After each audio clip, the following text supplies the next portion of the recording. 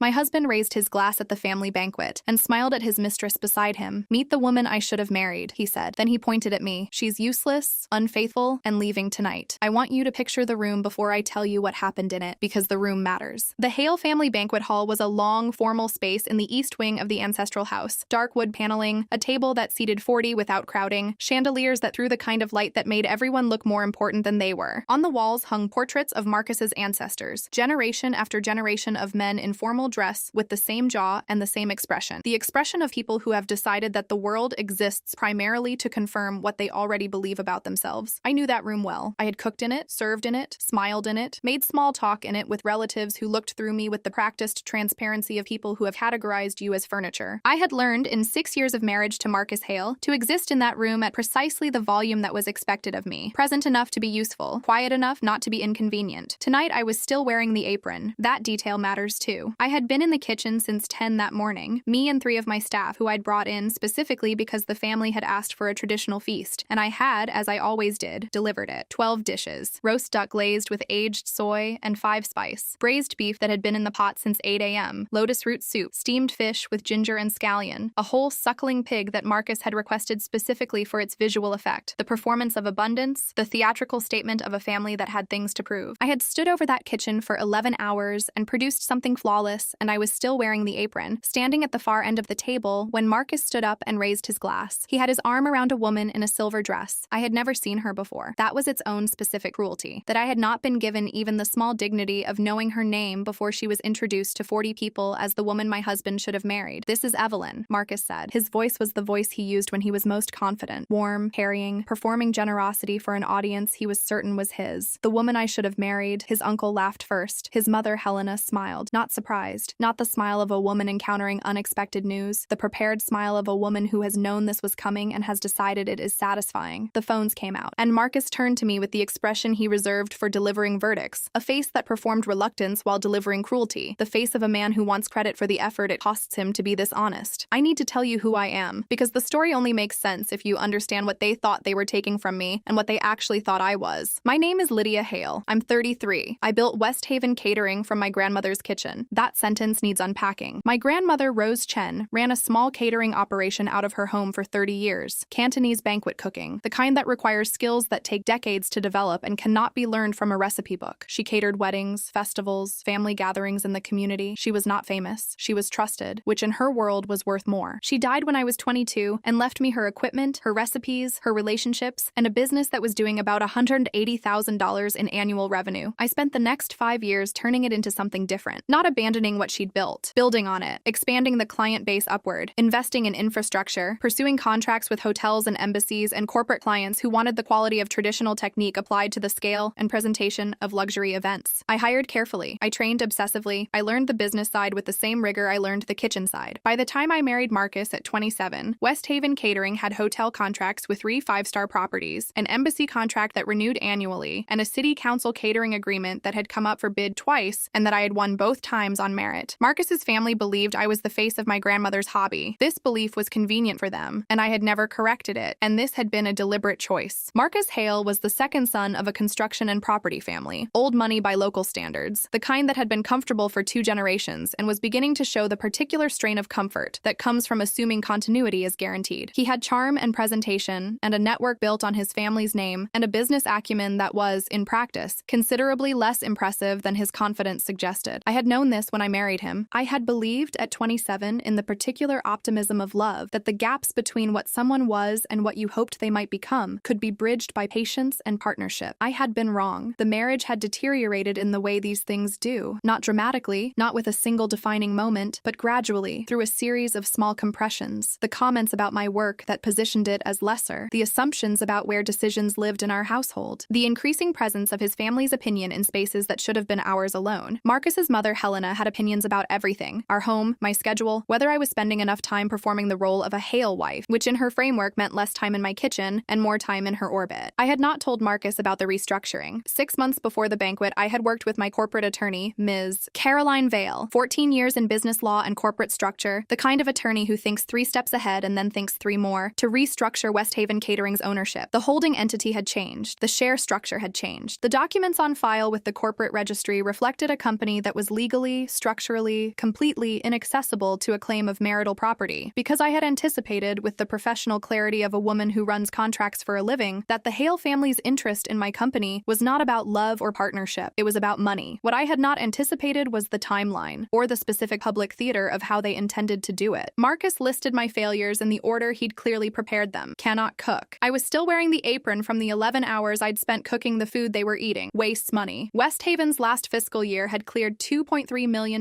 in gross revenue. Disobeys. Yes. Specifically, I had declined to sign documents his cousin Adrian had twice brought to our home. Disappears at night. I had been working late for 6 months preparing for the restructuring. He knew this. He had chosen to reframe it. Unfaithful. The last one he said with the specific weight of a man deploying a weapon. Not a fact. A weapon. Something chosen for its social effect rather than its truth. A gasp moved around the table. Dramatic. Rehearsed. The sound of 40 people who had been told this was coming and had agreed to perform surprise. Unfaithful? I said, quietly. Evelyn laughed into her wine. Marcus stepped closer. His hand found my wrist and closed around it with a pressure that was a message. Not quite pain, but the threshold of pain. The demonstration of capacity. Sign the divorce papers tonight. Leave this house, or I will destroy what remains of your reputation so completely that you won't be able to work in this city again. His father's fist hit the table. A woman who cannot obey should be thrown out like garbage. Marcus's grip tightened. Kneel, he said. Apologize to my family. The room was very still. They wanted specific things from me in this moment. Tears. The tears of a woman who has been publicly shamed and is overwhelmed by it. Or rage. The rage of a woman who has been accused and is screaming her innocence to a room that has already decided. Either would work, either would confirm the narrative. Lydia is emotional, unstable, the kind of woman you can see why a man would leave. I looked at every face around that table, and I smiled. Not warmly, not the performed smile of someone trying to manage the room. The smile of a person who has been waiting for the right moment and has just recognized it. Marcus's grip loosened. Involuntary. What are you smiling about? He said. How carefully you chose tonight, I said. Everyone important is here. He pushed the folder toward me. I looked at the divorce terms. No assets, no spousal support, a public acknowledgement of the accusations he'd made. My signature on a document that would have functioned as a confession to things that weren't true. Standard opening position for a man who believes the person across from him has no leverage. His cousin Adrian appeared from the side of the room with a second folder. Once she signs, her shares in West Haven Catering transfer to Marcus as marital property under the joint asset clause. A satisfied murmur. There it was. Not love, not betrayal, not even hatred, really. Money. They believed West Haven was accessible to them because they believed I hadn't understood what I had. They had watched me cook for 6 years and concluded that cooking was all I did. That the company was an inheritance I'd been lucky enough to receive and smart enough to market, and that the actual business, the structure, the value was something they could simply take once the marriage was dissolved on their terms. You forged the board approval on the asset transfer clause, I said. Adrian's face moved, just slightly. The half-second freeze of a man who has been accurate. Helena recovered first. Do not accuse family. It is shameful. My phone vibrated. One message. Ready outside. I looked toward the rain-streaked windows. Beyond the gate, in the dark, 2 black cars had stopped. I could see the shapes of people through the glass. Marcus followed my gaze. Who is that? My guests, I said. Helena's voice sharpened. You brought outsiders to a family banquet? No, I said. You brought witnesses to a crime scene. Marcus laughed, too loudly. The laugh of a man asserting control he can feel slipping. Crime scene. Listen to yourself, you pathetic little actress. I tapped my phone. His own voice came through the kitchen speakers. The security system that ran audio through the house's intercom, disclosed in the West Haven employee handbook, which Marcus had signed when he'd demanded a company title he'd never earned. His voice from a conversation in my kitchen 3 days ago. After she signs, we sell the company and bury the construction debt under her name, her credit rating, her liability. Adrian's voice. The adultery accusation will apply pressure. No judge sympathizes with a disobedient wife. Helena's voice. Make sure she is frightened enough to leave quietly. I don't want this dragging through court. Silence. Complete silence. The kind that fills a room after a sound that cannot be taken back. Evelyn, beside Marcus, had gone the color of old paper. She was looking at him with the expression of a woman recalculating a great many things simultaneously, starting with the jewelry she was wearing and the apartment she was living in and where exactly those things had come from. Marcus was staring at the ceiling. I wiped the blood from my lip, the split where his grip had made me bite down, and I set my phone on the table. You shouldn't discuss fraud in my kitchen, I said. The security system records audio to an off-site server. It's in the employee handbook, page 4, under privacy and recording policy. You signed it, Marcus, the day you demanded the title of senior operations consultant. I paused. Which was also, coincidentally, the day you got signing authority on 3 vendor accounts you had no business touching. The door opened. Ms. Caroline Vale came in first. 14 years in business and corporate law, currently managing partner at Vale and Associates. She was wearing a black suit that could have been a uniform, precise, authoritative, the clothing of someone who does not need the room to like her in order to command it. She was carrying a tablet. Behind her, Thomas Park, senior auditor at Meridian Bank's corporate fraud division, 17 years in financial crimes. He had the tired, focused look of a man who had reviewed reviewed the documents I'd sent him 48 hours ago and found what I told him he'd find. Behind him, Commissioner Liu's representative from the city contracts office, a woman named Angela Reyes, mid-40s, who was there because Marcus's cousin Adrian had submitted a false ownership certification to the city contract renewal 6 weeks ago, claiming Marcus had authority over West Haven's government contracts. He did not have that authority. He had never had that authority. And behind all of them, Daniel Fong, my head chef of 4 years, who had been in the kitchen with me when Marcus had told 3 separate family members that I mistreated my staff. Marcus attempted the performance. He was good at it. I'll give him that, even now. He straightened his jacket, adjusted his expression to something between hurt dignity and reasonable concern, and turned to the officers who had entered behind my attorney. My wife is unstable, he said. His voice was the voice he used in meetings. Measured, confident, the voice of a man who is used to being believed. She records conversations and manipulates context. This is exactly the kind of— Careful, I said. One officer's eyes moved to my face, to the mark on my cheek, to the red line at my wrist where Marcus's grip had been. Ms. Vale opened her tablet without looking up. Coercion, assault, attempted corporate fraud through forged board documentation, conspiracy to fraudulently transfer business assets, false representation to a government contract office. She turned to Adrian. Submission of a false ownership certification to the city council on October 14th is a separate criminal matter. Mr. Park has the banking records showing transfers from 3 West Haven vendor accounts to personal expenses. Your apartment, Evelyn, and your travel, Marcus, logged as business expenses under a vendor code you authorized without board approval. Helena gripped the edge of the table. Her knuckles were white. This is a family matter, she said. Her voice had a new quality, not the commanding authority of earlier in the evening, the tighter, more careful quality of a woman calculating. Angela Reyes looked at her with the patient neutrality of a government official who has heard this particular argument before and found it unpersuasive. The false certification you authorized constitutes interference with a public contract. That is not a family matter. Adrian looked at me. His face had done what faces do when a plan has fully collapsed, the careful construction of the evening's confidence going slack, the real expression underneath coming through. Lydia, we can settle this privately. Whatever you want, we can— That's what all of you counted on, I said. That I would want to keep it private, that I would feel ashamed, that I would take whatever terms you offered because the alternative was being publicly accused of things that weren't true. I looked around the table. You built the trap out of my dignity. You assumed I valued my reputation more than my rights. I looked at Marcus. You forgot that I build contracts for a living, and that I've known for 6 months what tonight was going to look like. Daniel set an envelope on the table. Staff statements, he said. Every cook, server, driver, and accountant at West Haven. They were asked to describe their working relationship with Ms. Lydia Hale and their interactions with Marcus Hale during his time as senior operations consultant. He looked at Marcus. You told your family I was afraid of you. You told your mother I was planning to leave the company. You told your uncle I had filed complaints against you. He paused. None of that is true. Every person in that kitchen will say so. Marcus looked at Daniel with the expression of a man encountering a betrayal he had not mapped. You work for me, he said. Daniel smiled. No, I work for her. I set the last document in front of Evelyn. She had been quiet since the recording played, sitting very still, hands in her lap, the silver dress suddenly looking less like celebration and more like something she'd been put in without full understanding of what she was there to do. Your apartment lease, I said. Paid through a West Haven vendor account Marcus had authorization to use for catering supplies. Your jewelry, 3 pieces, logged as client gifts. Your travel to Beijing last month, business expense, West Haven's account. I paused. Did he tell you it was his company? She looked at Marcus. He said it was going to be, she said, very quietly. He says many things. Marcus backed toward the wall. His father rose from his chair and pointed at me with the shaking hand of a man who has spent 60 years believing certain things about the world and is watching those things fail simultaneously. You vindictive woman, he said. You scheming, ungrateful. I was a good wife to a bad man, I said. There is a difference. And everyone in this room spent the last hour trying to make me forget it. The officers moved. Marcus looked at me. One last look. The look of a man who has used every option and found none of them working and is finally, fully, out of angles. Lydia, my name in his mouth, the way it used to sound before it became a thing he said with contempt. Don't do this here. Not in front of— You chose here, I said. You chose tonight. You chose 40 people and chandeliers and the portraits of your ancestors. You chose the theater. I gestured at the table. The food I cooked. The house I've been in for 6 years. You chose all of it. I looked at him steadily. I just chose what happened next. The handcuffs clicked beneath the chandeliers, beneath the portraits of the men who had looked cold from the walls for 6 years and would continue looking cold long after tonight, in a hall that smelled like roast duck and braised beef and 12 dishes that no one was eating anymore. Not one person at that table laughed, not even close.